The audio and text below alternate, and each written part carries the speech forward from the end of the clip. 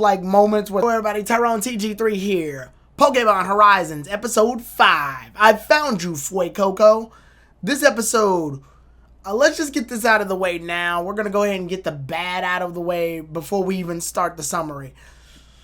That animation.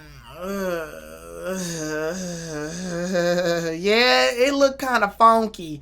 There was a lot of like moments where the characters had the dot eyes going on them. And not even just that, like the battles were looking very just bleh. And normally, I'm used to Pokemon having wonky animation for certain episodes. I mean, first of all, I want to make it very clear before people come at me and go, animation's hard, and you don't know how little these workers are being paid, and they're being worked to death, and I get it. I get it. Job's not easy. It's not easy. It is definitely not easy, and those who can't teach, preach, you know, that stuff, I get it. I completely and wholeheartedly get it. And obviously I support the animators and the writers and the artists and stuff that have to do these hard jobs. This stuff is not easy. I am fully, very much aware of that. It's just, I think the problem here is the placement of this specific episode. This is episode 5, right? And if you've watched my channel long enough, if you're a veteran of this channel, if you're new here, hi, by the way, wipe your feet. If you're a veteran of this channel and you've seen my Dragon Ball Super reviews, you know my Dragon Ball Super review episode 5. We had this problem already. This problem is not new. Obviously, I know it's different companies and junk like that. But episode 5 for continuous running franchises seems to be a trigger for animation. I'm guessing like maybe they're animating like 5 episodes at once in one bulk or whatever. I don't know. But whenever we get to like episode 5 of a series, sometimes it feels very like janky. Things are getting really janky. And this was no stranger to that very pattern. It just like visually the battling and just the standard style of things looked very well. Now, there were some shots that looked fine, looked normal, and character-driven shots looked really well. For example, to get with the plot, basically, Fuecoco has left an impression on Roy. And Roy wants to meet Fuecoco again so badly that he basically sneaks on the Rising Voltackler's airship, which gets him thoroughly punished by Captain Pikachu, and that was hilarious. Once he does that, though, Fuecoco winds up missing again, which I really hope doesn't wind up becoming a running gag with this, but he does wind up being missing. Once he winds up missing, however, he winds up trying to wait it out for him, so he spends the night with the others. Not just to find Fuecoco again, but to see how Fuecoco feels about Roy himself. During all of this, Roy discovers that the explorers are headed off to go and attack while the ship is down. That does wind up happening, and when that happens, Liko and Roy are preparing in order to go in to the fray and join the others in order to fight off against the explorers. The Rising Voltacklers wind up fighting in one-on-one battles against the Explorer, while Freed ends up fighting off against Ametheo again. And during this shot, it looks really good because Roy and Liko are trembling. They're like shaking at the hands. And honestly, this is a very odd welcome at first, but then a much warmed welcome once you stop to look at it for more than a second. Remember, this is an Ash's series. And I'm so used to in Ash's Pokemon series, Ash has no problem jumping headfirst into battle. He is the bravest 10-year-old you'll probably ever see in life. This dude has no quarrels with scrapping with evil gang members, legendary Pokemon, large amounts of natural disasters, death itself multiple times. Ash has been ready for the business. For Christ's sakes, he tried to punch Mewtwo once. These are kids. Realistically, they are terrified of this situation. Roy's very anxious to save Fuecoco. Liko knows how dangerous the explorers are. So they're both literally just like shaking at the hands with the thought of the idea of even going into a head-first battle against these potential Pokemon terrorists. It's crazy. And honestly, that's like the one pillar in this episode that makes me really like and respect it. Also, looking at Orla in the eye catch, that's good too. But yeah, so when they go into the battle, again, this is where we run into some issues, not animation wise, story wise, or to the very least character wise.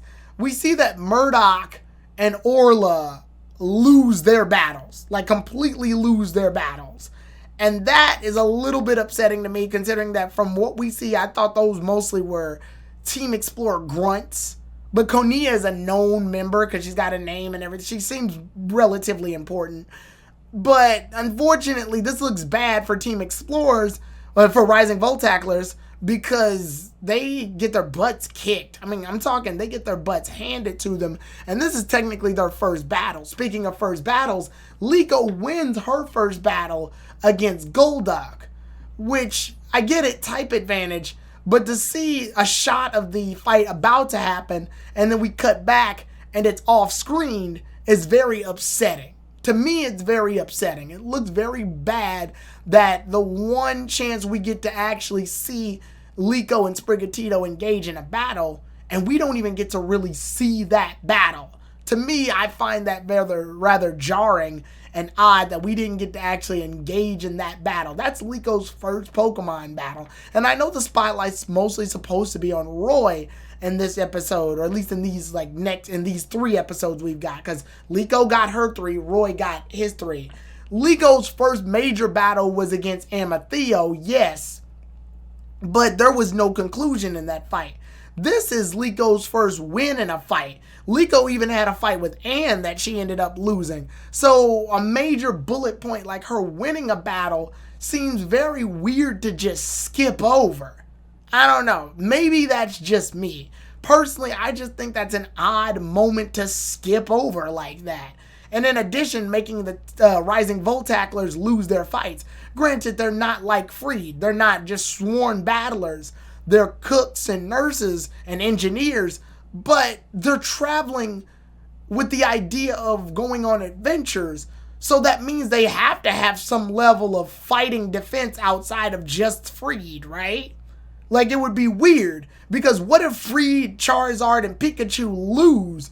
Then what's their defense for other upcoming threats? They just lose after that? I don't know. It seems weird. And I mean, I guess you could argue Ludlow is probably really strong, but Ludlow doesn't do anything yet. So we don't know what Ludlow does yet. So until then, power pending.